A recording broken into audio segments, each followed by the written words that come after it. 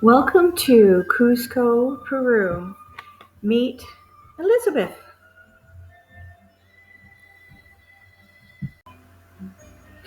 This young woman's name is Marina. She is the person who sold me one of her handmade belts, then demonstrated her weaving technique on her backstrap loom. You'll also notice that she's carrying her tiny baby on her back. Here are a couple of cuties in their traditional outfits carrying baby llamas. The first day we arrived in Cusco, it was raining quite a bit. This is the main square downtown called Plaza de Armas. This young man is demonstrating what happens when there's a shift change in the open air market. This is the place that local people can bring their handmade items to sell. And there's a day shift, and they're packing up from that to prepare for the next shift of people to come in for the evening shift.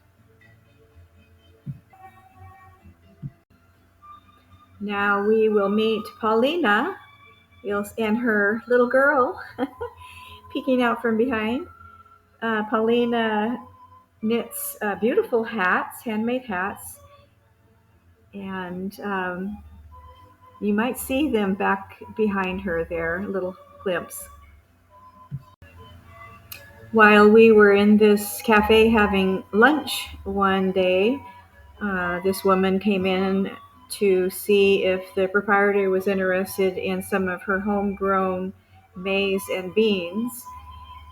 She didn't speak any English or Spanish, probably spoke Quechua, but she was kind enough to pose for me for this picture, and she also let me taste one of the large maize. It tasted to me a little bit like hominy.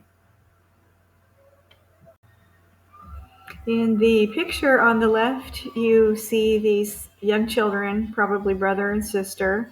The little boy had a tiny little instrument, and the little girl was singing at the top of her lungs and agreed to let me take a picture of them.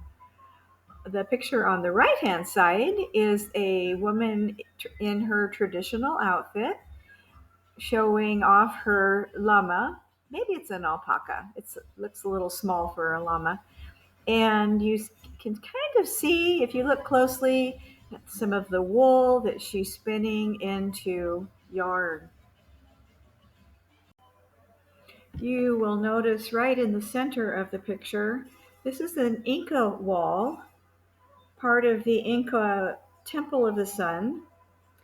And you can see how the brickwork differs from the Spanish structure behind, which is called Santo Domingo, and was built by the Dominicans in the 17th century over the original Inca structure. The Spanish structure fell in an earthquake in 1950, while the Inca building was not disturbed. The courtyard of this building has been an actual temple for over 2,000 years.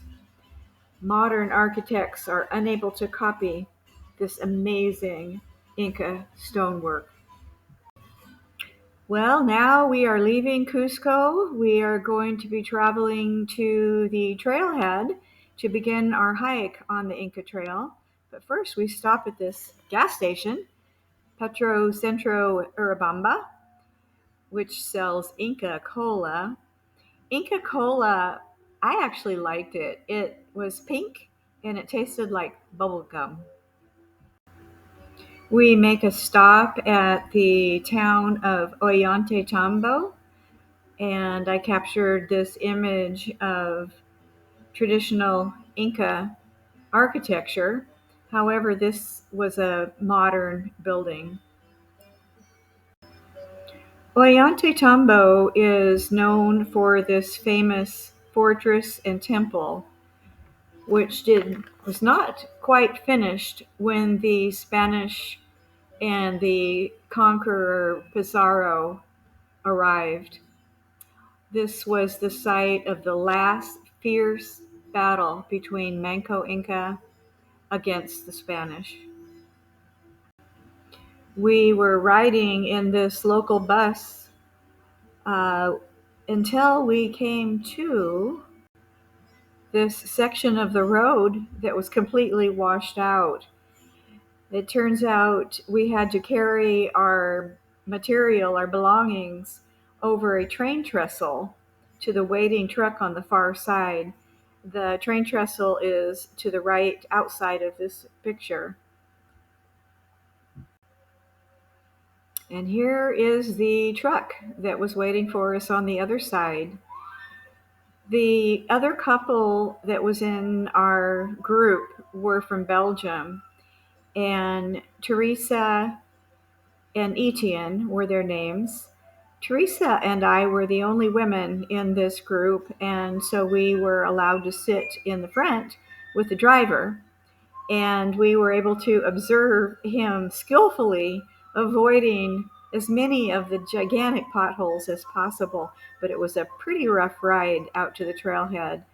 The rest of the people were in the back, including our husbands.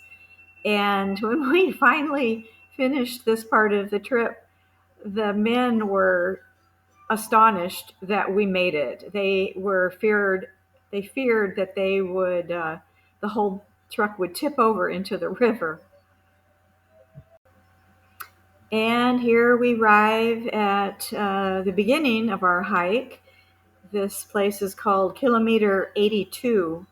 We had a quick snack, and I decided to share my banana and chocolate bar with this little girl, which you will see next. And here she is. After I gave her these treats, I got a smile out of her. These are what our porters had to deal with.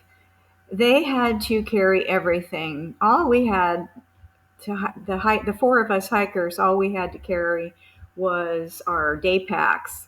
The porters had to carry everything else, including all the tents, the pots and pans, the food, our camping equipment, our clothes. They carried everything. Their feet are down in a large hole, and then they tied these big bundles up with ropes and strapped them on their backs. Now, I have a lot of respect for these men and their stamina, because it was hard enough to do this hike with just simply a light pack, but all these men had to carry all of our gear as well. And we're off. We are crossing this footbridge over the Urubamba River. In a little while, we came to this tiny little village, and in the distance you can see the shepherd, who happens to be herding this large group of goats past us. I love thatch roofs. I was told by our guide Narciso that the people build their own homes out here, and they have to use local materials. So you'll notice these are handmade homes, and they're made from the local stone and materials. This is the Inca method of crossing a river without getting your feet wet. They put large stepping stones to let us get across. When we came to this interesting little place, I asked our guide Narciso what it was used for, and he told me it's a party house. It's a place for the locals to gather. Here I am crossing over a small bridge over a stream. At this lower elevation, the foliage, trees, and flowers are just very lush. We took this trip in end of October, early November, which of course in the southern hemisphere is springtime. And now we are going to start climbing up into the Andes. If you look way off in the distance, you'll see a snow-covered peak. I believe that is Mount Wake Wilkie. Eventually, we come to another very tiny village. There weren't any more than 4 or 5 dwellings here. And here's this girl grinding corn on a metate. It looks like the old methods are still the best. And nearby is this little resting place. It's a covered area to get out of the hot sun or the rain. And these two little girls were there to greet us. And here we are stopping for our lunch. This cute little dog comes along, very polite, doesn't act annoying or anything, but I'm sure he would have enjoyed any crumbs or scraps that we would have tossed to him. Narciso is showing me this Inca tree. He told me that Inca means freedom. This tree has the freedom to grow any which direction it pleases. He also told me that the ancestors, the ancient peoples, made cups from the wood of this tree. All right, so the porters have already set up our tents. They have a special tent that is our dining room. They're heating water so we can wash our hands and have tea and so forth, and they're also cooking dinner. They place our tents in such a fashion that our doors are facing out into an amazing view each night. Try to get a good night's sleep here because tomorrow is going to be a really long day. We'll be climbing over 2 major mountain passes. One thing that happened this evening was when I had a hard time falling asleep. I'm sure it had something to do with the elevation. And at a certain point, I heard some rustling going on outside the tent. And it made me nervous because I thought there's only this piece of fabric between me and whatever that is out there. I hope it's not a bear. And it made me kind of tense. Well, then I heard this funny sound. It went like this. Of course, it made me laugh because it was a horse. And the next morning, we get up as the sun rises. And I happened to look over. This beautiful small horse was walking up the trail. And when I first glanced at it, I thought, oh, it's a white unicorn. But then I got to thinking, I wonder if this was the fellow that came past my tent last night. Well, here we are, almost to the top of the first pass. This one, I probably will butcher the pronunciation, but I believe it's called Warme Wanuska, which translates to Dead Woman's Pass. It is at 13,766 feet. It was a very, very challenging hike to get up here. There's very little oxygen, and not to mention having to climb as high as we did. Well, we made it to the summit.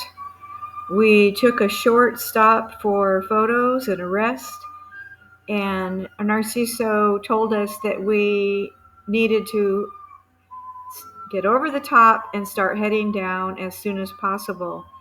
The problem with high elevation is there's so little oxygen that it can harm your brain, and a person can even die from it. So it's important to take that into consideration. This is the view looking down and back on the trail that we took half a day to climb. And turning around and looking the other direction, this will be our descent. We will be coming down, going into the second picture. You'll see the valley that we had climbed down into. On the second picture, you can see some buildings. There was a campground there, and we took a break. And then in that picture, you see we've already started to climb the second pass. So we're coming up, up, up again.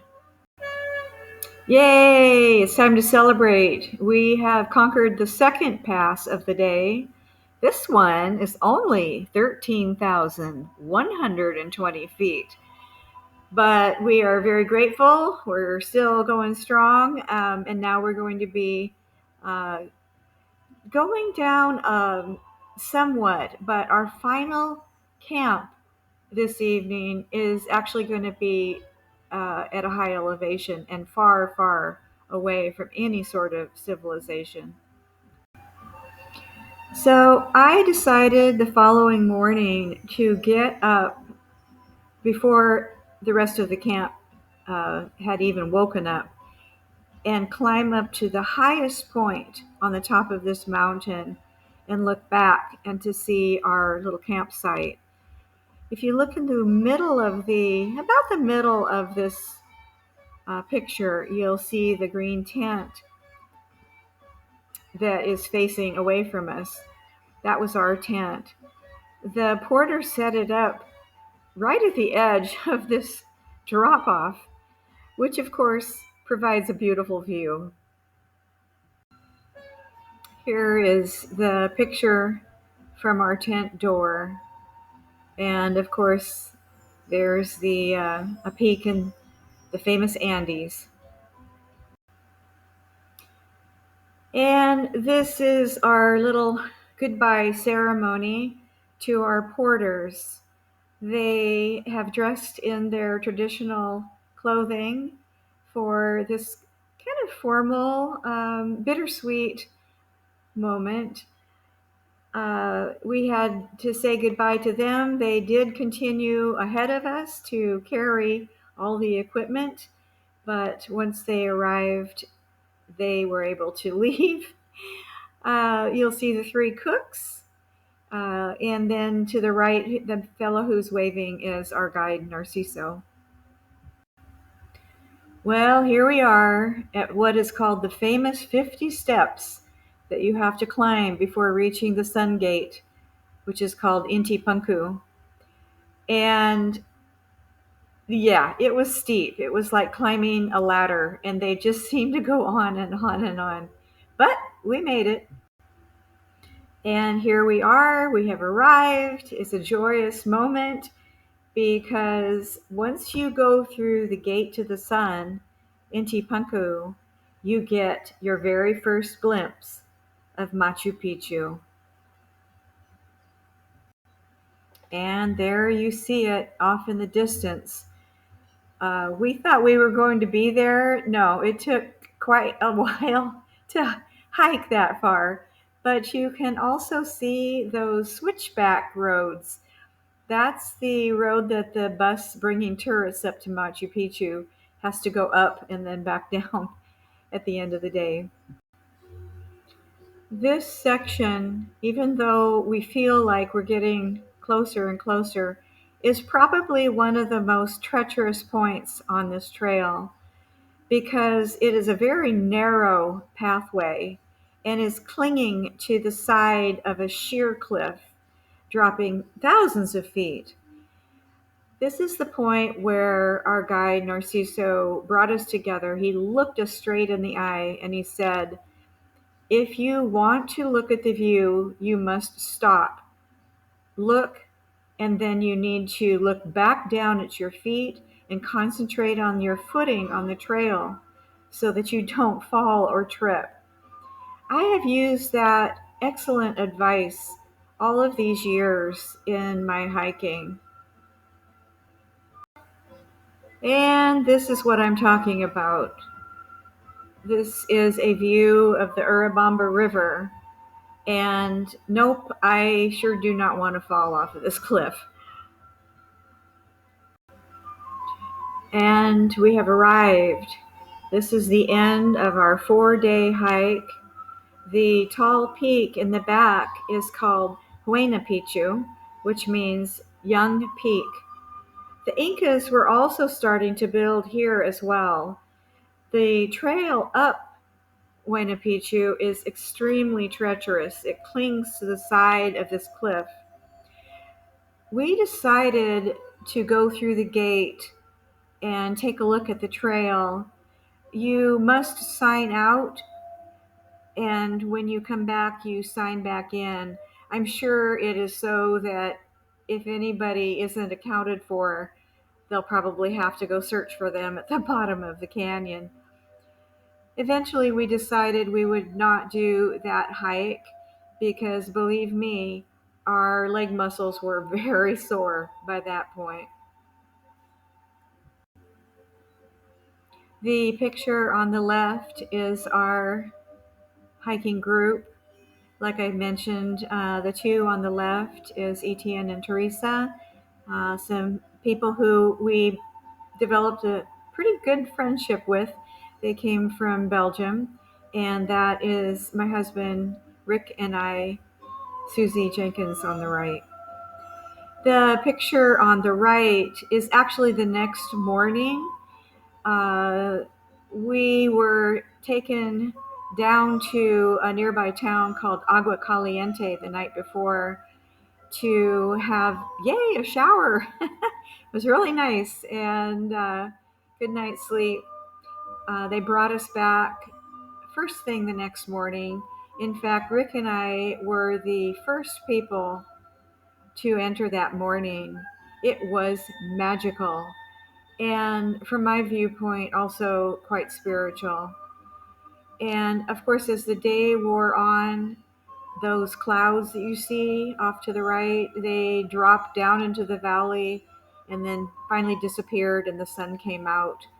More and more tourists showed up, and it got lively and noisy. But let me tell you, this was a trip of a lifetime. I hope you enjoyed your armchair hiking adventure on the Inca Trail. Thank you for watching.